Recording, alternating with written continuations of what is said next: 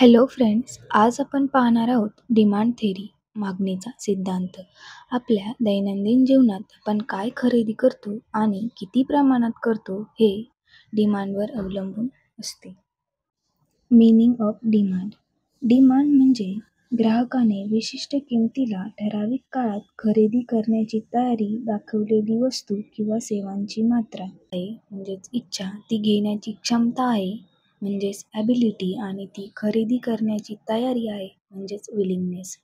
Example, जर आपल्याला mobile घ्यायचा आहे पण पैसे नाही, तर ती फक्त इच्छा आहे, डिमांड नाही. चला तर मग आता आपण लॉ ऑफ डिमांड म्हणजे काय ते बघूयात.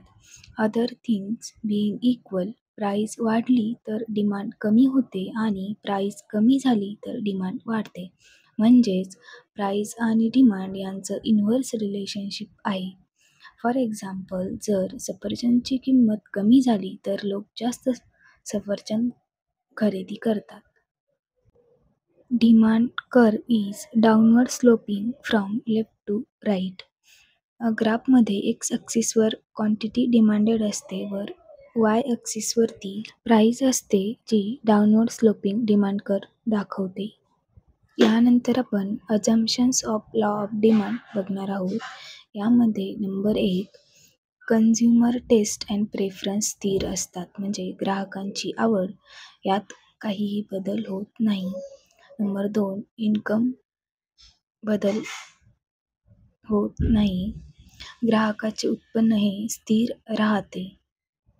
नंबर 3, रिलेटेड गुड्सच्या किमती बदलत नाहीत.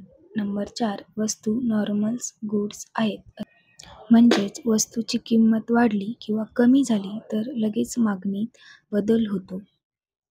Exceptions of to law of demand, म्हणजेच कधी-कधी लॉ ऑफ डिमांड लागू होत नाही. त्या परिस्थितीत म्हणजेच नंबर 1, गिफेन गुड्स जसे ज्वारी, बाजरी सारख्या वस्तूंमध्ये लॉ ऑफ डिमांड लागू होत नाही. नंबर 2, लक्झरी स्टेटस गुड्स म्हणजे आयफोन, गोल्ड, कार. नंबर 3 म्हणजेच रेअर कलेक्शन्स, ज्यामध्ये अँटिक आयटम्स, डायमंड जसे की जुनी चित्रकला, हिरे, दुर्मिळ वस्तू याचा समावेश यामध्ये होतो. या सर्व परिस्थितीमध्ये लॉ ऑफ डिमांड्स लागू होत नाही. हे काही त्याचे अपवाद आहेत, जे आपण बघितल्याप्रमाणे. आता आपण बघूयात मागणीवर परिणाम करणारे घटक, जे पुढील प्रमाणे. नंबर 1 म्हणजे वस्तूची किंमत. वस्तूची किंमत वाढल्यास किंवा कमी झाल्यास याचा मागणीवर परिणाम होतो. नंबर 2, ग्राहकाचे उत्पन्न.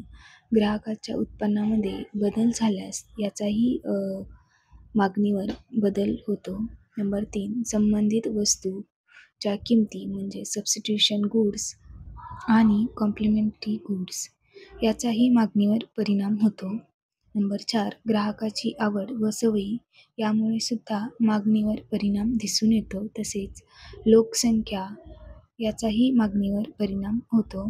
नंबर 6, भविष्यातील अपेक्षा. ग्राहकाच्या भविष्यातील अपेक्षा हाही एक महत्त्वाचा मागणीवर परिणाम करणारा घटक दिसून येतो. आता आपण टाईप्स ऑफ डिमांड्स बघूयात. इंडिव्हिज्युअल डिमांड्स म्हणजे एका व्यक्तीने केलेली मागणी, त्याला आपण इंडिव्हिज्युअल डिमांड असे म्हणतो. Number 2, market demand. सर्व ग्राहकांनी एकत्रित केलेली मागणी, त्याला मार्केट डिमांड असे म्हणतात. डायरेक्ट डिमांड म्हणजे उपभोगासाठी व्यक्तीने डायरेक्ट त्या वस्तूची मागणी करणे, त्यालाच डायरेक्ट डिमांड असे म्हणतात. डिराईव्ड डिमांड म्हणजे इतर वस्तूसाठी, जसे की गहू, हे आपण पीठ तयार करण्यासाठी गव्हाची मागणी करतो, त्याला डिराईव्ड डिमांड असे म्हणतात. डिमांड थेरी आपल्याला असे सांगते की वस्तूची मागणी प्राईस, इन्कम आणि कन्झ्युमर प्रेफरन्स यावर ठरते. हा सिद्धांत मार्केट इकॉनॉमी समजून घेण्यासाठी उपयुक्त ठरतो. Thank you for watching. Video आवडल्यास लाईक, शेअर, सबस्क्राईब करायला विसरू नका.